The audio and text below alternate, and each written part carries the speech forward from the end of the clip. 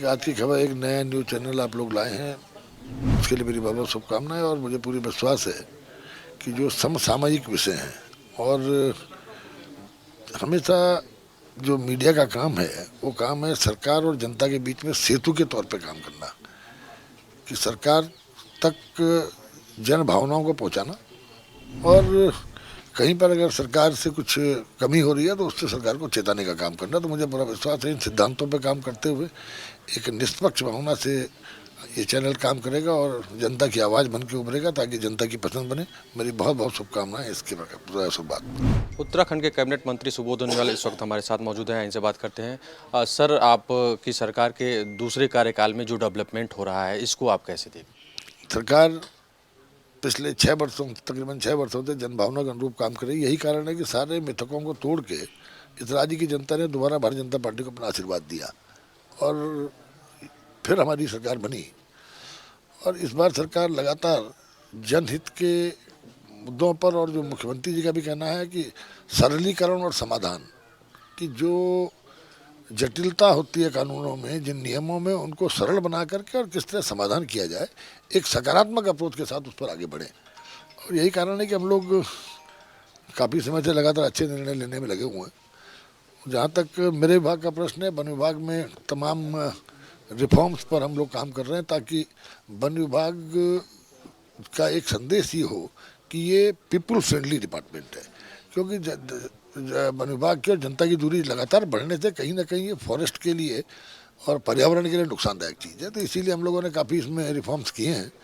जैसे हम जो हमारे यहाँ की सबसे बड़ी समस्या है वो है फॉरेस्ट फायर की।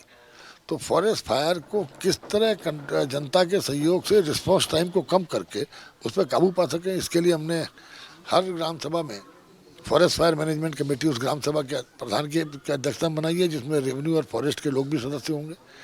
इसके साथ साथ ह्यूमन वाइल्ड लाइफ कॉन्फ्लिक्ट, ये जो आज का बहुत बड़ा सवाल है, इस कॉन्फ्लिक्ट को रोकने के लिए एक लॉन्ग टर्म प्लान पर हम चल रहे हैं, जिसमें जंगलों में फलदार पेड़ से लेके तमाम तरह की हम लोगों की योजना है। क्योंकि आज जी छोटा जानवर खाने जंगलों में जो उसके खाने के कंदमूल फल होते थे, उनके समाप्ति के कारण वो आबादी की तरफ गया। और आबादी की तरफ जब वो चला गया तो बड़े जानवर का खाना जब आबादी की तरफ चला गया तो बड़ा जानवर भी खाने की तलाश में आबादी की ओर आ गया। और ह्यूमन वाइल्ड लाइफ कॉन्फ्लिक्ट की अब जो मानव वन्य जीव संघर्ष ये बढ़ रहा है। तो इसको देखते हुए एक लॉन्ग टर्म प्लान बना रहे हैं, जिसमें तमाम तरह के हमने सुधार करने की कोशिश की है। इसके अलावा एक व्यापक मूवमेंट के पर्यावरण किस तरह बचे, क्योंकि आज ये दुनिया की पूरी ग्लोबल प्रॉब्लम है कि पर्यावरण को बचाना, वरना आने वाली पीढ़ी का जीवन खतरे में पड़ जाएगा। तो उसको देखते हुए जो हमारा सक्सेस रेट है प्लांटेशन का, जो पेड़ वन विभाग लगाता है, उसको किस तरह से हम डबल कर सकें। इसके अलावा आम आदमी की सहभागिता कैसे हो, कम्युनिटी बेस्ड फॉरेस्टेशन पर हम लोग फोकस कर रहे हैं। और वन पंचायत, जिसमें हमारे यहाँ 11,230 से ज़्यादा उनके पंचायतें हैं, जिससे 25 लाख लोग आदमी जुड़ा हुआ है, उसकी आजीविका से कैसे जंगल का संबंध बने, ताकि वो फॉरेस्ट फ्रेंडली आदमी भी, क्योंकि पहले लोगों ने ही ये जंगल बनाए, और जब से लोगों का कनेक्शन जंगल से कटा तो कहीं ना कहीं उन्होंने जंगल की तरफ ध्यान देना बंद कर दिया। तो इसीलिए हम लोगों की जो पॉलिसीज हैं वो ये फोकस हो रही है कि कम्युनिटी बेस्ड फॉरेस्ट हो, कम्युनिटी कोई लाइवलीहुड से कहीं ना कहीं फॉरेस्ट का रिलेशन हो, ताकि वो भी जंगल को बचाने की मुहिम में खुद भी अपना आगे आए।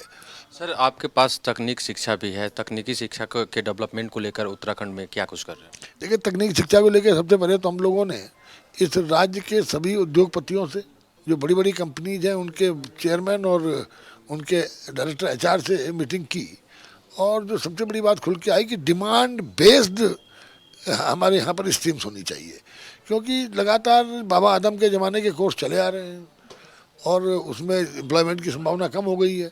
ऐसी स्थिति में हम लोगों ने जो आज समसामयिक हैं, मसलन आपका इंटेलिजेंट आर्टिफिशियल इंटेलिजेंस हो गया, रोबोटिक इंजीनियरिंग हो गया, गेमिंग एंड एनिमेशन हो गया, सिविल एंड एनवायरनमेंट हो गया, इस तरह के तमाम नई 10 स्ट्रीम्स हमने प्रारंभ की हैं, ताकि बच्चे रोज़गार भी मिले। और अगर दूसरी तरफ जो बच्चे, मैं बच्चों को भी जाके कहता हूँ कि वो जॉब सीकर ना बने, जॉब गिवर बने, बजाय जो रोज़गार मांगने के रोज़गार पैदा करेंगे। तो इस तरह के ट्रेड्स में हमने फोकस किया है। कि दूसरा, राज्य में हम पहला देश का इंटीग्रेटेड जो इंजीनियरिंग का कोर्स करने वाला 12+5 पे कंसेप्ट पे प्रारंभ कर रहे हैं, जिसमें एक ही छत के नीचे डिप्लोमा, डिग्री और एमटेक मिलेगा और बच्चे की काबिलियत के हिसाब से उसको आगे बढ़ने की संभावना होगी। तीसरा, प्लेसमेंट, किस तरह से बच्चों को जॉब करने के बाद प्लेसमेंट मिल सके, इस पर हमारा फोकस है कि ज़्यादा प्लेसमेंट हो और इस तरह हम लोग इस पर आगे बढ़े हैं और काफ़ी सफलता इसमें मिल रही है। इसके अलावा इंजीनियरिंग कॉलेजेज, हमारे यहाँ 8 इंजीनियरिंग कॉलेजेस हैं। सारे इंजीनियरिंग कॉलेज की जो बोर्ड ऑफ गवर्नर्स है वो अलग अलग है। तो मैंने इस निर्णय को वापस लेने का निर्णय लिया और कहा कि एक कॉमन बीओजी होगी, जो ताकि यूनिफॉर्मिटी आए और सारे इंजीनियरिंग कॉलेजों में एक जैसे निर्णय लिया जा सके। दूसरा, 5 इंजीनियरिंग कॉलेज को हम लोग, जो हमारा तकनीकी विश्वविद्यालय है, उसका कैंपस कॉलेज बना रहे हैं, ताकि तकनीकी विश्वविद्यालय केवल एफिलिएशन के लिए न रह जाए। एग्ज़ाम कंडक्ट कराना, रिजल्ट जारी करना और एफिलिएशन देना, वो पढ़ाई का भी एक सेंटर ऑफ एक्सलेंस बने। तो उस पर हम लोगों ने भी निर्णय ले लिया है।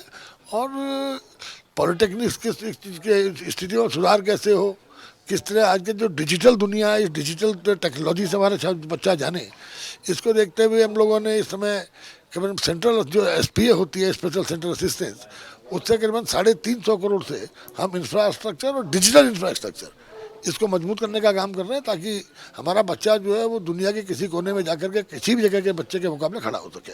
तो तकनीकी शिक्षा में ओवरऑल रिवैम्पिंग, आमूल परिवर्तन को लेकर के हम लोग काम कर रहे हैं। तो आमूलचूल परिवर्तन होगा तो निश्चित रूप से हमारे बच्चों में इंटेलिजेंट भी हैं, हमारे बच्चों में संभावनाएं भी हैं, लेकिन उन बच्चों को एक दिशा देने की आवश्यकता थी, उस दिशा को देने का काम कर रहे हैं।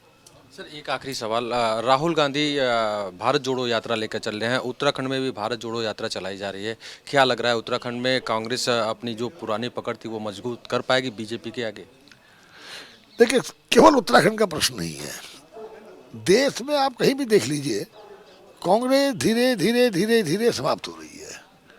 और ये एक तो ये होता है किसी चीज़ का कि आदमी समय से चेते और उसके हिसाब से ऐसे कदम उठाए जिससे कि उसका रिवाइवल हो सके। लेकिन कांग्रेस के लीडर्स की जो आप स्थिति देख रहे हैं, जिस तरह से इमेच्योर्ड उनके कारनामे हैं, तो ये कहीं ना कहीं अब कांग्रेस को एक इतिहास बनाने जा रहे हैं। और मुझे लगता नहीं कि कांग्रेस में कोई संभावनाएं बाकी रह गई। तो ये थे सुबोध उनियाल जी, जिनका कहना था कि तकनीकी शिक्षा को लेकर के उत्तराखंड में आमूलचूल परिवर्तन किया जा रहा है, नई शिक्षा पद्धति लगाई जा रही है और कोर्स भी बदले जा रहे हैं, जिससे उत्तराखंड का युवा नौकरी मांगने की बजाय कहीं ना कहीं दूसरे युवाओं को भी नौकरी मुहैया कराएगा, रोजगार मुहैया कराएगा। कैमरा पर्सन राजविष्ट के साथ पंकज तिवारी, आज की खबर, देहरादून।